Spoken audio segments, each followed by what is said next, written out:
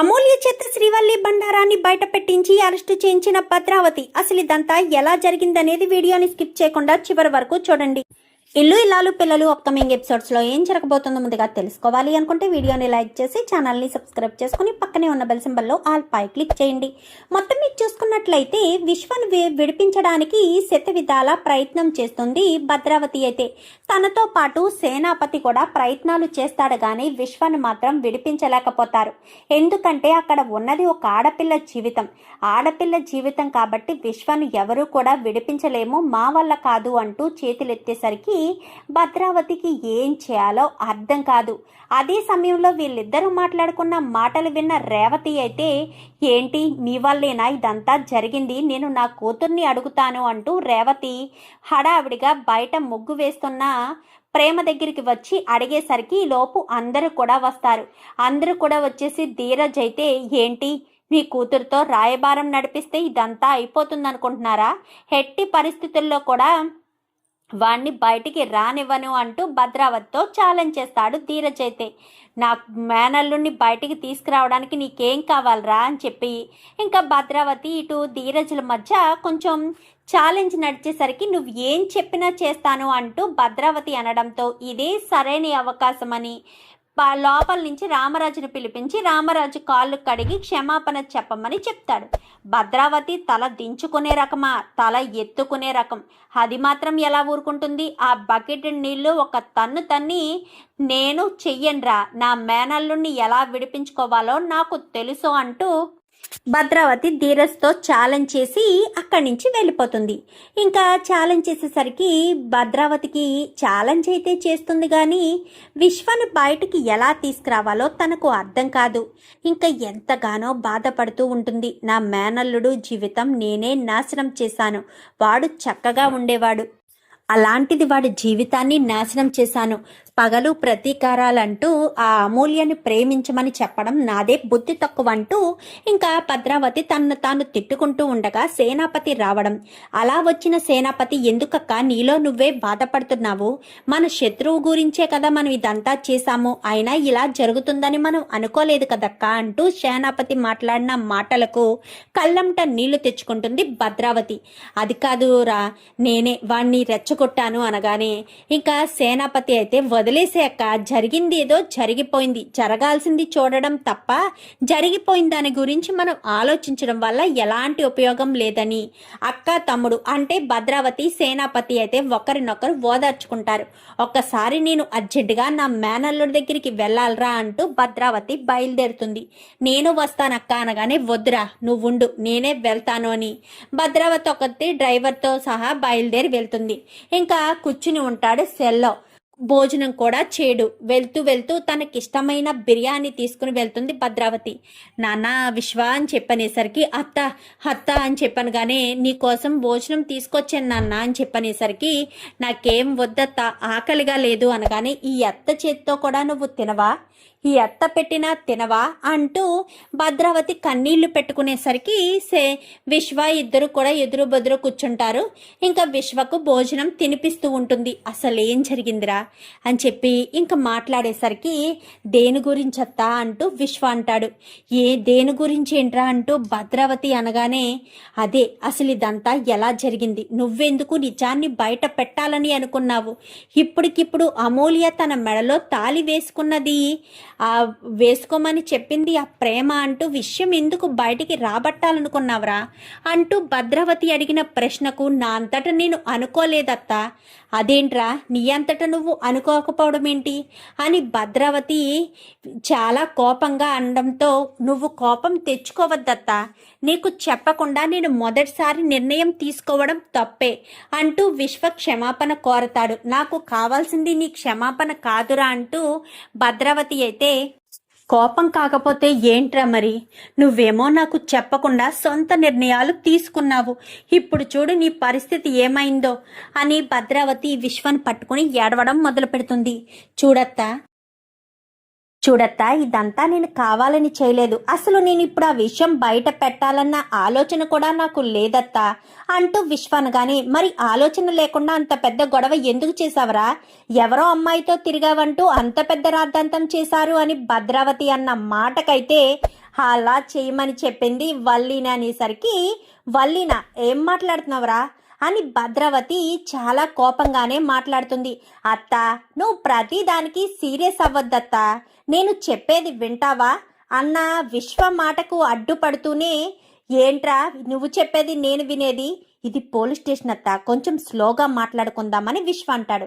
సరే చెప్పు, ఆ వల్లి నీ దగ్గరికి ఎప్పుడొచ్చింది, ఏం చెప్పింది అని భద్రావతి కోపంగానే మాట్లాడుతుంది. అత్త ప్లీజ్ అత్త, నువ్వు నా మీద ప్రేమ చూపిస్తేనే నేను సంతోషపడతాను, కానీ కోపం చూపిస్తే సంతోషపడలేను అని విశ్వ అయితే, వల్లి తన దగ్గరికి వచ్చి అసలు ఏం చెప్పింది ఏంటి మొత్తం ప్లాన్ అయితే వివరించి చెప్తాడు. ఏంటి వల్లి నీ దగ్గరికి వచ్చి ఎంత చెప్పిందా అంటూ భద్రావతి, ఆ వల్లిని వదిలిపెట్టండ్రా, నిన్ను జైలు పాలు చేయాలనుకున్నది ఆ వల్లి కదా అని చెప్పి ఇంకా భద్రావతి చాలా ఆవేశంగా మాట్లాడుతుంది. జైలు పాలు చేయాలన్న ఆలోచన ఉందో లేదో తెలియదు, కానీ మన ప్రేమ మీద మాత్రం కోపం ఉందని నాకు అర్థమైందత్త. ఎందుకంటే అప్పటికే వల్లికి ప్రేమే అమూల్య మెడలో తాలి వేసుకోమన్నది అన్న విషయం తెలిసే చెప్దామని ఆతృతగా వచ్చింది, కానీ చెప్పకుండా ఆగిపోయి నాకు ఈ ప్లాన్ చెప్పిందత్త అంటూ విశ్వాన అంటాడు. అనేసరికి ఇంకా అలా అనడంతో భద్రావతి అంటే ఇప్పుడు ఏంటి నువ్వనేది, అమూల్య మెడలో తనంతట తానే తాలి వేసుకుంది అన్న విషయం వల్లికి ముందే తెలుసన్నమాట. ప్రేమే చెప్పింది అందుకే వేసుకుంది అన్న విషయం తెలిసే నీకు చెప్పడానికి వచ్చి మళ్ళీ లేనిపోని తంట అని చెప్పి నిన్నే ఇరికించేసింది. బాగుందిరా, అది బాగానే ఇరికించేస్తుంది, మనం ఇరుక్కుపోతున్నాము అని భద్రావతి, ఆ వల్లిని మాత్రం వదిలిపెట్టనురా. ఇప్పుడు ఏం చేద్దాం అనుకుంటున్నావత్తా, చెప్తాను, ఏం చేయాలో అదే చేస్తానంటూ ఇంకా భద్రావతి ఇన్స్పెక్టర్ దగ్గరికి వస్తుంది. ఏంటి ఇన్స్పెక్టర్ గారు, తప్పు ఒకరు చేస్తే శిక్ష మరొకరికి వేస్తారా ఏంటి అని భద్రావతి అడిగిన ప్రశ్నకు ఏం మాట్లాడుతున్నారండి, తప్పు ఒకరు చేస్తే శిక్ష మరొకరికి వేయడం ఏంటి, మీరు ఏం మాట్లాడుతున్నారో మీకు అర్థమవుతుందా అంటూ ఇంకా ఇన్స్పెక్టర్ అయితే భద్రావతిని ప్రశ్నిస్తాడు. మరి అమూల్యను తీసుకువెళ్ళింది ఇద్దరైతే నా మేనల్లుడిని మాత్రమే అరెస్ట్ చేసి లోపల పెట్టారేంటి, అమూల్యను నా మేనల్లుడి దగ్గరికి తీసుకొచ్చింది మరొకరు కూడా ఉన్నారు, ఆ మనిషే నా మేనల్లుడికి తీసుకొచ్చి అప్పగించడంతో నా మేనల్లుడు అమూల్యను తీసుకుని వెళ్ళిపోయాడు అంటూ చెప్పేసేసరికి ఎవరు ఎక్కడుంటారు అంటూ ఇంకా ఇన్స్పెక్టర్ అయితే అడిగిన ప్రశ్నకు, ఎక్కడుంటారేంటి, ఆ రామరాజు ఇంట్లోనే ఉంటారు, వాళ్ళు బయట వాళ్ళు ఏమీ కాదు, రామరాజు ఇంటి సభ్యులే అని భద్రావతి చెప్తుంది. ఏం మాట్లాడుతున్నారు భద్రావతి గారు, రామరాజు ఇంటి సభ్యులెందుకు, రామరాజు గారి కూతుర్ని విశ్వకు అప్పగించాల్సిన పరిస్థితి వస్తుంది, మీరు మమ్మల్ని మిస్లీడ్ చేయడం కోసం ఇదంతా చేస్తున్నారా, మమ్మల్ని ఇక్కడి నుంచి పంపించి మీ మేనల్లుని విడిపించుకోవడం కోసం చేస్తున్నారా, చూడండి ఇన్స్పెక్టర్, అలాంటి పనే చేయాలంటే నాకు ఇంత టైం అవసరం లేదు, నేను మీ నా మేనల్లుడు తప్పు చేశాడు అని మీరు అంటున్నారు కాబట్టి శిక్షించండి, కానీ నా మేనల్లుడితో పాటు మరొకరు కూడా తప్పు చేశారు ఇన్స్పెక్టర్ అని భద్రావతి బల్ల కొట్టినట్టుగా చెప్పేసేసరికి, మరి మీ ఆ అమ్మాయి చెప్పలేదు కదా, కేవలం విశ్వ మాత్రమే తీసుకెళ్లాడని చెప్పింది, సరే చెప్పిన అమ్మాయి చేతే చెప్పిస్తాను, విశ్వతో పాటు మరొకరు కూడా ఉన్నారని, ఆ వ్యక్తే తీసుకొచ్చి విశ్వకు అప్పగించారన్న విషయం కూడా మీకు అమ్మాయి నోటి వెంటే బయట పెట్టేస్తాను, మీరు నాతో పాటు రండి, నా మేనల్లుని జైల్లోనే పెట్టండి, నేను వద్దని కూడా అనను అని చెప్పి ఇంకా ఇన్స్పెక్టర్ని తీసుకుని ఇద్దరు లేడీ కానిస్టేబుల్ని కూడా తీసుకురండి ఇన్స్పెక్టర్ అని చెప్పాను, కానీ కానిస్టేబుల్స్ రండి అని ఇద్దరు లేడీ కానిస్టేబుల్స్ని ఇన్స్పెక్టరు భద్రావతి మొత్తం నలుగురు బయలుదేరి వస్తారు. ఇంకిక్కడ వల్లికి ఎడం కన్ను తెగ కొట్టుకుంటూ ఉంటుంది, అంటే తనకేదో కీడు జరగబోతుంది అన్న విషయం తనకు ముందుగానే హెచ్చరించినట్టుగా తెగ టెన్షన్ పడిపోతూ ఉంటుంది. ఇదేంటి నా ఒంట్లో ఎంత వణుకు పుడుతుంది, నాకేదో కొంప మునిగేటట్టు, ఏదో నా మీదకి ఏదో ప్రమాదం వచ్చేటట్టు నా మనసు కనిపిస్తుంది, ఇప్పుడు ఏం జరగబోతుంది, ఏం జరుగుతుంది, నాకు ఏమీ అర్థం కావట్లేదు అని వల్లి తెగ కంగారు పడిపోతూ ఉండగా ఈలోపు పోలీసులు, ఆ భద్రావతి అందరూ కూడా వచ్చేస్తారు. వల్లి కంగారికి ఇక్కడ భద్రావతి రావడం రెండు కూడా బాగా సెట్ అవుతుంది. వల్లి ఎక్కడో గదిలో ఉండి కంగారు టెన్షన్ పడుతూ ఉంటుంది. రామరాజు రామరాజు ఒరే రామరాజు అంటూ గట్టిగా భద్రావతి పిలవడంతో రామరాజు కుటుంబం అంతా వస్తారు. గదిలో ఉన్న వల్లికి విషయాలు ఏమీ తెలీదు. ఏంటి భద్రావతి గొంతు లేస్తుంది, నీ మేనల్లుడు జైల్లో ఉన్నాడు అనగానే నీకు పిచ్చి కానీ పట్టిందా ఏంటి అని ఇంకా ధీరజ్ అయితే భద్రావతిని ప్రశ్నించేసరికి, ఒరే ధీరజ్ పిచ్చుక, నువ్వు కొంచెం సైలెంట్గా ఉంటే నేను మాట్లాడతాను. ఏమన్నావురా? నా మేనల్లుడే తప్పు అంతా చేశాడు అని కదరా అన్నావు నువ్వు. అమూల్యను తీసుకువెళ్ళింది నా మేనల్లుడే అని చెప్పావు కదా. అమూల్యను తీసుకెళ్ళింది నా మేనల్లుడు ఒక్కడే కాదు, నా మేనల్లుడికి అప్పగించింది మరొక వ్యక్తి కూడా ఉన్నారు అనేసరికి ఒక్కసారిగా ప్రేమ, నర్మద, ఇటు వేదవతి ముగ్గురికి కూడా నిజం తెలుసు కదా. ముగ్గురు కూడా షాక్ అయిపోయి చూస్తూ ఉంటారు. అక్క ఏం మాట్లాడుతున్నావు అనగానే, నువ్వు ఉండు భద్రావతి, నువ్వు ఉండు వేదవతి, నీకేం తెలీదు. నన్ను వేలెట్టి చూపించావు కదా, నా బిడ్డ జోలికి వస్తే ఎవరిని వదిలిపెట్టను అన్నావు కదా, మరి నా మేనల్లుడి జోలికి వస్తే నేనెలా వదిలేస్తాను అని భద్రావతి ఇటు వేదవతి ఇద్దరు ఒకరికొకరు వేలు చూపించుకుని మాట్లాడుకోవడం జరుగుతుంది. ఇంకా అలా జరిగిన తర్వాత, ఎక్కడుంది నీ పెద్ద కోడలు వల్లి, బయటికి పిలిపిస్తావా అని చెప్పాను. కానీ వల్లి వల్లి అంటూ పిలవడంతో వల్లి బయటికి వస్తుంది. ఇదేంటి వీళ్ళంతా బయట ఉన్నారు, దేనికోసం ఉన్నారు వీళ్ళంతా, అసలు ఏమైంది, ఈవిడ మళ్ళీ పోలీసులను తీసుకుని ఎందుకు వచ్చింది? అచ్చు బాబోయ్ బాబోయ్, కొంపదీసి నేనే విశ్వకు ఇటు అమూల్యకు ప్రేమ రాయబారం నడిపింది అన్న విషయం ఆ బండ సచ్చినోడు బయట పెట్టేశాడా ఏంటి? ఇప్పుడు గనక వాడు బయట పెడితే నా బండారం మొత్తం బయట పడిపోతుంది, నా కాపురం నిలువున కూలిపోతుందని వల్లి కాస్త తెగ టెన్షన్ పడిపోతూ ఉంటుంది. ఏంటి అమూల్య, నోరు మెదపవా? నిన్ను విశ్వ దగ్గరికి తీసుకువెళ్ళింది ఎవరు? విశ్వ దగ్గరికి నీ అంతటా నువ్వే వెళ్ళావా, లేక ఎవరైనా విశ్వ దగ్గరికి తీసుకువెళ్ళారా? అసలు ఏం జరిగింది? నువ్వు ఇప్పుడు నిజం చెప్తావా చెప్పవా అంటూ ఇంకా చాలా గట్టిగానే అడుగుతుంది. ఇంకా భద్రావతి అయితే, నా అంతటి వెళ్ళాను అనగానే, అయితే అదే మాట మీ నాన్న మీద కొట్టేసి చెప్పవే అంటూ అమూల్య చేతిని కాస్త తీసుకెళ్ళి రామరాజు నెత్తిమీద వేసి భద్రావతి చెప్పమనగానే ఒక్కసారిగా రామరాజు షాక్ అవుతాడు. ఇంట్లో వాళ్ళందరూ షాక్ అవుతారు. ఎందుకు? ఆ మనిషి ఎవరా అన్న విషయం వీళ్ళందరూ తెలుసుకోవాలని. కానీ నర్మదకు, ఇటు బుజ్జమ్మకు, వల్లికి, ప్రేమకు, వీళ్ళ నలుగురికి తెలుసు కదా ఆ నిజం. ఇప్పుడు నిజం బయట పడిపోతుంది. ఇప్పుడు మనం ఏమి చేయలేము, అమూల్యను కూడా కట్టడి చేయలేము. ఎందుకంటే ఇన్స్పెక్టర్ చాలా తెలివిగా మామయ్య గారు నెత్తి మీద చేయి వేసి నిజం చెప్పమని చెప్పింది. ఎస్ కరెక్ట్ అక్క, ఇలాంటి సమయంలోనే ప్రేమ వల్లి విషయం బయటకు వస్తుందని ప్రేమ కాస్త తెగ సంతోషపడిపోతూ ఉండేసరికి, ఇంకా చెప్పు ఎవరు అది అనగానే, భయపడకమ్మా, ఎవరైనా సరే నిజం నిర్భయంగా చెప్పు అని పక్క నుంచి ధీరజ్ చెప్తూ ఉంటాడు. అది కాదన్నయ్య అని చెప్పి ఇంకా అమూల్య అనగానే, నువ్వు నాన్న మీద ఒట్టేసావన్న విషయం మర్చిపోవద్దు. నాన్న మీద ఒట్టేసి మనం అబద్ధమైతే చెప్పము. ఎందుకు చెప్తున్నారో చెప్పు. అసలు ఆ వ్యక్తి ఎవరో ఉన్నారు అని భద్రావతి అంత గట్టిగా చెప్తుందంటే ఆ వ్యక్తి ఉన్నారు అని అర్థమవుతుంది. చెప్పమూల్య, నువ్వు టెన్షన్ పడుతున్నావు, అసలు ఆ వ్యక్తి ఎవరు అంటూ ధీరజ్ అడుగుతాడు. తర్వాత మళ్ళీ చందు వచ్చి చెప్పమూల్య అంటూ చందు అడుగుతాడు. సాగర్ కూడా అడుగుతాడు. ఇంకా ఎవరికి ఏం సమాధానం చెప్పలేక, అవును, నన్ను తీసుకువెళ్ళింది నా అంతటా నేను వెళ్ళలేదు, నన్ను తీసుకువెళ్ళి విశ్వకు అప్పగించిన వ్యక్తి ఎవరో కాదు, ఈ ఇంట్లోనే ఉన్నారు అంటూ మాట్లాడేసరికి, ఎవరు ఆ వ్యక్తి అని భద్రావతి ఇటు అమూల్యని అడుగుతుంది. అడిగేసరికి, ఆ వ్యక్తి ఎవరో కాదు నాన్న, ఆ వ్యక్తి వల్లి వదిన అని చెప్పి రామరాజుకి ఎప్పుడైతే చెప్తుందో ఒక్కసారిగా అందరూ షాక్ అయిపోతారు. ఏం మాట్లాడుతున్నావు అమూల్య, వల్లి ఏంటి అనగానే, అవునన్నయ్య, వల్లి వదినే నన్ను తీసుకెళ్ళి విశ్వకు అప్పగించింది. అసలు విశ్వకు అప్పగించడానికి వల్లి వదినికి ఏంటి సంబంధమని మీరంతా అనుకోవచ్చు. ఎందుకంటే మొదటి నుంచి కూడా విశ్వను ప్రేమించమని చెప్పింది వల్లి వదినే అంటూ అసలు విషయం కొండ బద్దలు కొట్టినట్టుగా చెప్పేస్తుంది అమూల్య. అయితే చెప్పేయడంతో ఏం మాట్లాడుతున్నావా అమూల్య అంటే నిన్ను అక్కడికి తీసుకువెళ్ళింది వల్లి అంటున్నావా అనగానే అవునన్నయ్య వల్లి వదిలే నన్ను అక్కడికి తీసుకెళ్ళింది. మొదటి నుంచి కూడా విశ్వను ప్రేమించు, విశ్వను ప్రేమిస్తే 2 కుటుంబాలు ఒకటవుతాయి, 2 కుటుంబాలు ఒకటవ్వాలంటే విశ్వను ప్రేమించి తీరాలి అని మొత్తం నాకు మోటివేషన్ చేసి విశ్వ మీద ప్రేమ కలిగేటట్టు చేసింది వల్లి వదినే.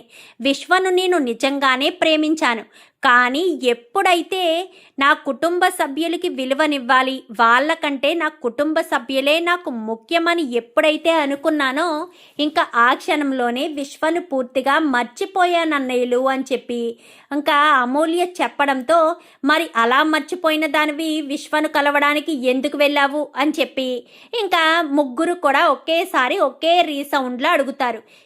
దానికి కారణం వల్లి వదినే అన్నయ్య అని అమూల్య చెప్తుంది. వల్లి కారణం ఏంటి, ఎలా జరిగింది అసలు? విశ్వ నాకు ఎన్నిసార్లు ఫోన్ చేసినా నేను ఫోన్ లిఫ్ట్ చేయలేదు, ఫోన్ కట్ చేసేదాన్ని. అప్పుడే విశ్వ వల్లి వదినికి ఫోన్ చేసి నీతో చివరిసారిగా మాట్లాడాలనుంది, నువ్వు నన్ను పెళ్లి చేసుకోకపోయినా పర్వాలేదు కానీ చివరిసారి నీతో నేను మాట్లాడాలి, దయచేసి నా మాట విని నాతో మాట్లాడడానికి రావా అమూల్య అంటూ బ్రతిమాలేసరికి ప్లీజ్ అమూల్య విశ్వ చివరిసారి అంటున్నాడు కదా, దయచేసి ఒప్పుకో అమూల్య, నువ్వు ఒప్పుకుంటే విశ్వ కూడా చాలా హ్యాపీగా ఫీల్ అవుతాడు, లేదంటే తను కూడా బాధపడతాడు, దయచేసి ఒప్పుకో అమూల్య అంటూ వల్లి వదిన నన్ను 1కి 10 సార్లు బ్రతిమాలి నాకు ఇష్టం లేకపోయినా నిద్రపోతున్న నన్ను నిద్రలేపి ఆ సమయంలో కరెంటు తీసేసి అనేసరికి రే నీకు గుర్తుందా, రేపు ఉదయం పెళ్ళనగా ముందు రోజు కరెంటు పోయింది, నువ్వు నేనే కలిపి ఫీజు పెట్టాము గుర్తుందా అనగానే అవునే గుర్తుంది అని చెప్పి ఇంకా ప్రేమ ధీరజ్లు ఇద్దరూ మాట్లాడుకుంటారు. అవును నాన్న, ఆ రోజు రాత్రి కరెంటు పోయింది, నేను ప్రేమే కలిసి అప్పుడు ఫ్యూజ్ పెట్టాము, అప్పుడే ఏదో సౌండ్ అవుతుంది అని అప్పుడు నాకు ప్రేమ చెప్పింది, ఈ టైంలో ఎందుకు సౌండ్ అవుతుంది, ఏ ఎలకో ఏదో అయ్యి ఉంటుందంతే, నువ్వు భ్రమపడుతున్నావని అమ్మో మేము కరెంటు పెట్టేసి లోపలికి వెళ్ళిపోయాము అంటూ చెప్పేసేసరికి ఆ సమయమే అన్నయ్య, ఆ సమయంలోనే నన్ను బయటకు తీసుకొచ్చారు ఈ తల్లి కూతుర్లిద్దరూ. ఎంత వద్దని చెప్తున్నా వినిపించుకోలేదు, వినిపించుకోకుండానే నన్ను బయటకు తీసుకొచ్చి విశ్వ దగ్గరికి వెళ్ళు, విశ్వతో మాట్లాడు, ఇంకా ఏ గొడవ ఉండదు, విశ్వ నువ్వు నీ కోసం ఎంతగానో బాధపడుతున్నాడు, అలాంటి విశ్వాన్ని నువ్వు బాధ పెట్టద్దు అని వదిన నాకు చెప్పడం వల్ల నేను విశ్వ దగ్గరికి వెళ్ళాల్సిన పరిస్థితి వచ్చింది. వెళ్ళడంతో విశ్వ నార్మల్గానే మాట్లాడాడు, నువ్వు ఎవరిని పెళ్లి చేసుకున్నా పర్వాలేదు అంటూ విశ్వ చెప్తే నేను నిజమని నమ్మాను అని రేఖ చెప్పేసరికి మరి తర్వాత ఏం జరిగింది ఇంకా గదిలోకి తీసుకువెళ్ళి నీ జీవితాన్ని నాశనం చేయను, అలా అని నీ మెడలో తాళి కూడా కట్టకుండానే మీ నాన్న పరువు తీస్తానంటూ విశ్వ నన్ను బెదిరించాడన్నయ్య. అప్పుడే నా ప్రాణాలు తీసుకోవాలని నేను ఎంతగానో అనుకున్నాను. అదే సమయంలో వల్లి వదిన ప్రేమ వదిన ఫోన్ చేసింది విశ్వ ఫోన్కి.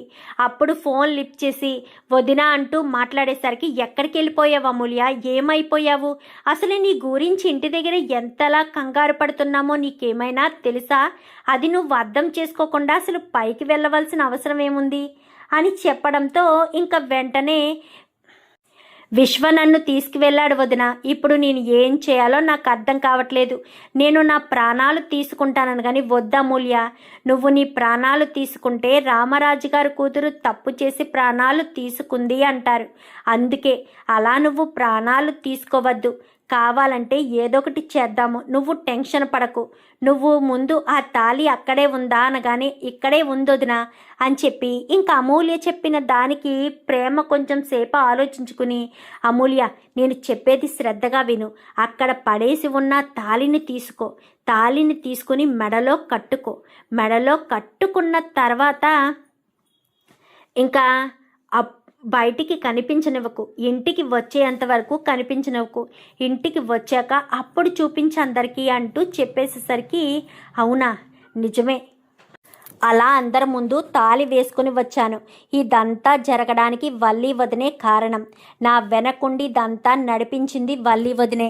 విశ్వకు నాకు ప్రేమాయణం నడిపించింది వల్లి వదినే అంటూ అమూల్య వల్లి బండారం అంతా బయట పెట్టేస్తుంది. పెట్టేసేసరికి రామరాజుకొచ్చిన కోపం ఇంత అంతా కాదు, కానీ కోడల మీద చేయి చేసుకోలేక సైలెంట్గా ఊరుకునేసరికి చందు కాస్త చెంప చెల్లు మనిపిస్తాడు.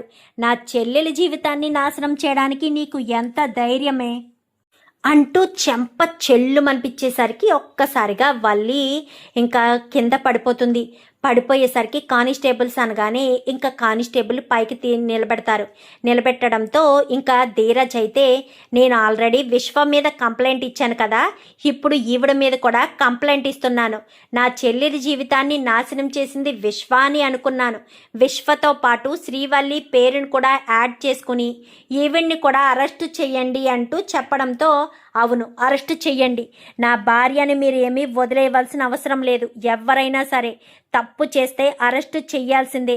నా భార్య అయితే ఏంటి, ఎవరైతే ఏంటి, నా చెల్లెలి జీవితాన్ని నాశనం చేయాలని చూసిన ఎవరిని కూడా వదిలిపెట్టనని చందు చెప్పడంతో అవును, తీసుకువెళ్ళండి ఇన్స్పెక్టర్ అని రామరాజు కూడా అంటాడు. అనేసరికి మావి గారు నన్ను క్షమించండి అంటూ కాళ్ళ మీద పడేసరికి క్షమించాలా? ఏమని క్షమించాలమ్మా? ఆ రోజున నా కూతురు మెడలో తాళి వేసుకోమని ప్రేమ చెప్పింది కాబట్టి తను తాళి వేసుకుని ఇంటికి వచ్చింది. లేదా ఆ సమయంలో ప్రేమ ఫోన్ చేయకపోయినా, నా కూతురు ప్రేమకు ఆ విషయం చెప్పకపోయినా నా కూతురు ప్రాణాలు తీసుకునేది కదా అంటూ రామరాజు కళ్ళంట నీళ్లు పెట్టుకునేసరికి అది కాదు మామయ్య గారు, అది కాదు మామయ్య గారు, నన్ను క్షమించండి అంటూ చెప్పడంతో నిన్ను క్షమించాలా? ఎందుకు క్షమించడం? నిన్ను క్షమించడం వల్ల మాకు కలిసి వచ్చేది ఏమీ లేదు. మేము ఇప్పుడు ఏమీ చేసేది కూడా లేదు. నిన్ను క్షమించడం అంటూ జరగని పని, అర్థమవుతుందా? అది అర్థం చేసుకుని మసులుకుంటే బాగుంటుంది. లేదు, క్షమించి మళ్ళీ నిన్ను ఇంట్లో పెట్టుకుంటామని ఎలా అనుకుంటున్నావు? మా చెల్లెలంటే నాకు ప్రాణం. అలాంటి మా చెల్లెలి జీవితాన్ని నాశనం చేయాలని చూసిన నిన్ను మా నాన్న కాదు కదా ఎవ్వరు కూడా క్షమించరని చందు చాలా గట్టిగానే చెప్తాడు. చందు చెప్పిన మాటలకైతే ఒక్కసారిగా ఇంకా వల్లి షాక్ అయిపోతుంది. వీళ్ళేంటి నన్ను క్షమించేటట్టు అస్సలు కనిపించట్లేదు. ఇప్పుడు నేను వీళ్ళని ఏ రకంగా బ్రతిమాలాలి, ఎలా బ్రతిమాలితే వీళ్ళు నన్ను క్షమిస్తారు? అసలు వీళ్ళు నన్ను క్షమించే అవకాశం ఉందా అని వల్లి అయితే టెన్షన్ పడిపోతూనే అది కాదు అంటూ ఎంత చెప్తున్నా కానీ వినిపించుకోకుండా ఇన్స్పెక్టర్ గారు తనని కూడా అరెస్ట్ చేసి తీసుకువెళ్ళండి అని చెప్పాను కదా. ఇలాంటి దుర్మార్గాలు నా ఇంటి వాతావరణంలో కానీ నా ఇంటి జాయిల్లో కానీ ఉండడానికి వీల్లేదు. తర్వాత దీని సంగతి ఏం చేయాలో అదే చేస్తాను. ముందైతే నా కంటి ముందు నుంచి తీసుకుని వెళ్ళిపోండి అంటూ ఇంకా చందు గట్టిగా చెప్పడంతో అక్కడి నుంచి కాస్త వల్లిని అరెస్టు చేసి తీసుకువెళ్ళిపోయేసరికి రామరాజు కుప్పకూలిపోయినట్టు అయిపోతాడు. అలా రామరాజు కుప్పకూలిపోవడంతో నాన్న అంటూ ఇంకా అందరూ కూడా రామరాజుని తీసుకొచ్చి మెట్ల మీద కూర్చోబెడతారు. ఎందుకురా, నేను నమ్ముకున్న వాళ్ళంతా కూడా ఇలా నన్ను మోసం చేస్తున్నారు అని రామరాజు కళ్ళంట నీళ్లు పెట్టుకుంటాడు. అది కాదు నాన్న, మీరు ఇలా అనుకోకండి అని చెప్పి ఇంకా ఎంతగానో చందు వాళ్ళంతా కూడా అనేసరికి లేదురా, నేను నీ జీవితాన్ని నాశనం చేశాను. మీరు నాకు మంచే చేయాలని చూశారు నాన్న, కానీ చెడు ఎదురైంది అంతే. మీరు దీన్ని మనసులో పెట్టుకోవద్దు నాన్న. ఏం కాదు, మీరు ఏమీ టెన్షన్ పడకండి. దీని గురించి అసలు ఆలోచించకండి నాన్న. మీరు ఆలోచిస్తే ఇదంతా మనసులో పెట్టుకుని బాధపడతారు. మీరు బాధపడడం వల్ల ఎలాంటి ఉపయోగం ఉండదు. వల్లి మన ఇంట్లోకి ఒక చీడ పురుగులా ఎంటర్ అయింది. దాని గురించి మీరు ఆలోచించి ఇదే మనసులో పెట్టుకుంటే మేమంతా బాధపడాల్సిన పరిస్థితి వస్తుంది. దయచేసి అర్థం చేసుకోండి నాన్న. మీరు ఇలా అర్థం చేసుకుని మీరు ఇదే మనసులో పెట్టుకుంటే చాలా ఇబ్బందులు పడాల్సిన పరిస్థితి వస్తుంది నాన్న. ప్లీజ్ నాన్న అంటూ ఇంకా ఎంతగానో బ్రతిమాలేసరికి అది కాదు చందు అని చెప్పి ఇంకా చందుని నచ్చ చెప్పే ప్రయత్నం చేసేసరికి నేను ఎందుకు బాధపడుతున్నాను అనుకుంటున్నారు? నా చెల్లెల జీవితం ఇలా అయిందని బాధపడుతున్నానే తప్ప నాకు అసలు వేరే ఆలోచన లేదు నాన్న. మీరు ఇదేమీ మనసులో పెట్టుకోకండి అని చెప్పాను కదా. మీరు అవన్నీ మనసులో పెట్టుకుంటే నేను బాధపడాల్సిన పరిస్థితి వస్తుంది. అయినా నా జీవితం ఇలా అయిపోయిందని నేను బాధపడట్లేదు నాన్న. ఏది ఎలా జరగాలనుంటే అలా జరుగుతుంది అంతే తప్ప దాని గురించి నేను ఆలోచించి టెన్షన్ పడి అన్నీ బుర్ర పీక్కోవడం వల్ల ఎలాంటి ఉపయోగం లేదు. అయినా నా జీవితం ఇక్కడితో ఇలా రాసిపెట్టి ముడిపడి ఉంది కాబట్టే ఇలాంటి పరిస్థితి వచ్చింది అనుకుంటాను. అంతే తప్ప వేరే ఉద్దేశం నాకు లేదు. మీరు ఇదే అనుకుని పదే పదే ఇదే ఆలోచనతో ఈ రకంగా చేస్తే నేను ఇంకా బాధపడతాను నాన్న అంటూ చందు మాట్లాడేసరికి, అది కాదు చందు, నీ జీవితాన్ని నాశనం చేసింది నేను. నీ జీవితం ఇలా అయిపోవడానికి కారణం నేను. అసలు వల్లీనే నీకు ఇచ్చి పెళ్లి చేయకుండా ఉంటే బాగుండేది కదా. నీ వల్లీని నీకు ఇచ్చి పెళ్లి చేసి నీ జీవితాన్ని, నీ గొంతును కోసాను. ప్రతి దాంట్లో 1-2 సార్లు ఆలోచించే నేను నీకు పెళ్లి చేయాలి అన్న ఆతృతలో ఎవరిని తీసుకొచ్చాను, ఎలాంటి వాళ్ళని తీసుకొచ్చాను, అసలు ఏ రకమైన వాళ్ళని తీసుకొచ్చాను అనేది కూడా నేను ఆలోచించలేకపోయాను అంటూ ఎంతగానో బాధపడుతూ ఉంటాడు. ఇంకా రామరాజు అయితే, ప్లీజ్ నాన్న మీరు బాధపడకండి, బాధపడడం వల్ల ఉపయోగం లేదు, అర్థం చేసుకోండి నాన్న, ప్లీజ్ నాన్న అంటూ చెప్పడంతో, లేదు చందు, నువ్వు నన్ను ఎంతగానో అర్థం చేసుకున్నావు. నా కొడుకు జీవితం బాగుండాలని ఆలోచించిన నాకు ఇలాంటి పరిస్థితి వచ్చిందని ఇంకా రామరాజు కళ్ళంట నీళ్లు పెట్టుకుంటాడు. నాన్న మీరు ఆలోచించకండి, నేను బాగానే ఉంటానని ఇంకా చందు అయితే రామరాజు ఒళ్ళో తల పెట్టుకుంటాడు. అందరూ కూడా అందరినీ ఓదారుస్తారు. మావయ్య మీరు మంచి సంబంధమే చూడాలనుకున్నారు, కానీ ఒక్కొక్కసారి తప్పులు జరిగిపోతాయని ప్రేమ, నర్మద అందరూ కూడా నచ్చ చెప్తారు. చూద్దాం మరి రాబోయే ఎపిసోడ్స్లో ఇలాగే వల్లీని అరెస్ట్ చేయాలని మీరు కూడా కోరుకుంటే వీడియో నచ్చితే లైక్ చేసి ఛానల్ని సబ్స్క్రైబ్ చేసుకుని పక్కనే ఉన్న బెల్ సింబల్లో ఆల్ పై క్లిక్ చేయండి. ఇలా చేయడం వల్ల అందరికంటే ముందుగా చూడవచ్చు. Thank you for watching.